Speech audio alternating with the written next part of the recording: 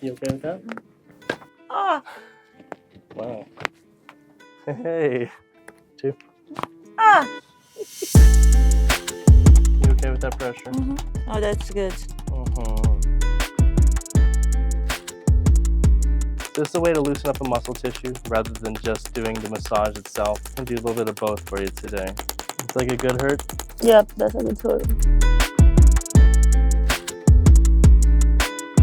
This is from the tightness from driving and flying so much, and after skiing, you say this is tough on you. The goosebumps are showing more when I do this spot here, because that's like part of the cervical curve, because I want to make sure I take care of the tissues that are causing your issues, okay? It's a way of your body communicating without even having to say anything. It just says, I like it, I like it.